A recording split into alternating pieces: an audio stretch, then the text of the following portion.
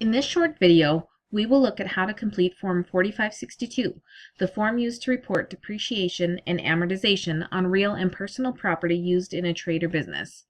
In this example, we will use Form 4562 to report depreciation for three separate assets: office furniture, an office building, and a vehicle used for both business and personal reasons. First, let's take a look at Form 4562. Part 1 is used to report amounts taken under Section 179, Election to Expense. Part 2 is used to report any special amounts, like the 50% bonus depreciation that is allowed in 2015. We will assume that the taxpayer is not electing to take any bonus depreciation or Section 179 expenses in this example. Part 3 is used to report the regular maker's depreciation. Part 4 is used to summarize all depreciation and amortization amounts. Part 5 is used for listed property, that is, property that is used for both business and personal reasons.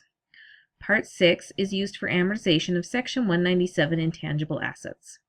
In this example, we will work with Sections 3, 4, and 5. Let's calculate the depreciation on the first asset before I show you how to report it on the tax form. The first asset is office furniture. To calculate the first year's depreciation, I will use the table on page 7-8 in the textbook. Since this asset has a 7-year recovery period, I will use the first year's depreciation factor of 14.29.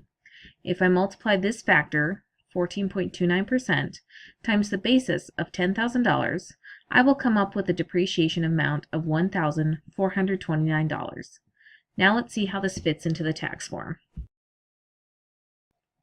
We will report this asset in Part 3 of Form 4562. If we had multiple assets with a 7-year recovery period, we would calculate the depreciation individually on a worksheet and only report the total depreciation for all assets on this form. The basis of the property is equal to the cost, so $10,000. The recovery period is 7 years. The convention we are using is the half-year convention, as stated at the top of the table on page 7-8 in the textbook. We will note this by using the abbreviation HY. The method we are using is the 200% declining balance method, which, again, is stated at the top of the table on page 7-8 in the textbook. We will note this by using the abbreviation 200DB. Finally, we will list the amount of depreciation that we calculated of $1,429.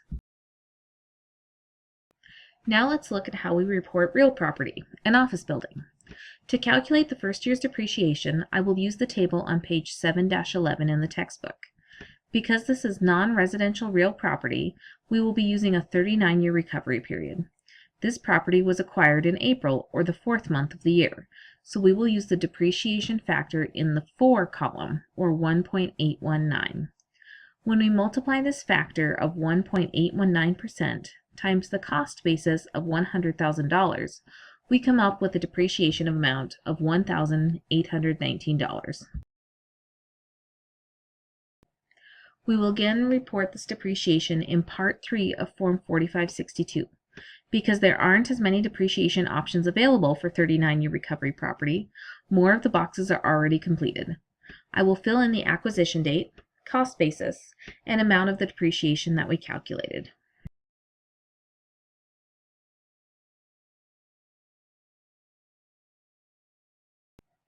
The final asset is considered listed property because it is used for both personal and business reasons. Remember that we can only depreciate the business portion of the asset. The first thing I will do is calculate the business portion of the asset by multiplying the cost basis times the percentage of business use, or $12,000 times 60%, for a business use amount of $7,200. Then I will use the table on page 7-8 in the textbook to find the depreciation factor for the first year of a 5-year asset, which is 20%. I will then multiply that factor times the business portion of the asset to come up with a total depreciation amount of $1,440. Because the vehicle is listed property, it will be reported on Part 5 of the Form 4562. Because the vehicle was used for more than 50% in a qualified business, I will use line 26 to report the depreciation. I will list the asset type, the date placed in service, the business use percentage, total basis, business portion of the basis, and the recovery period. The method and convention will again come from the information in the table on page 7-8 in the textbook. We are using the 200% declining balance method with the half-year convention, which I will abbreviate using 200 dB/HY. The depreciation deduction is $1,440.